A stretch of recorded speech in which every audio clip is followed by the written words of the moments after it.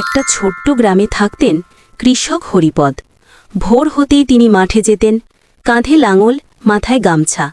সূর্যের আলো ওঠার আগেই তিনি জমিতে কাজ শুরু করতেন। সারা বছর পরিশ্রম করেও ফসল ভালো হতো না। কখনো বৃষ্টি হতো না, আবার কখনো বন্যা সব নষ্ট করে দিত। তবুও হরিপদ হাল ছাড়তেন না। একদিন তিনি ঠিক করলেন আধুনিক পদ্ধতিতে চাষ করবেন। গ্রাম থেকে শহরে গিয়ে কৃষি অফিসে শিখলেন নতুন কৌশল, সেচের ব্যবস্থা, ভালো মানের বীজ আর জৈব সার ব্যবহার। ফিরে এসে তিনি সেই জ্ঞান কাজে লাগালেন।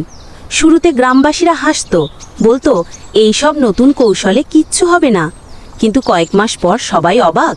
হরিপদের জমিতে সবুজ ধান দুলছে, ফসল পাকা সোনার মতো ঝলমল করছে। সেই দিন হরিপদ আকাশের দিকে তাকিয়ে বললেন, পরিশ্রম আর জ্ঞান, এই দুটোই কৃষকের আসল শক্তি।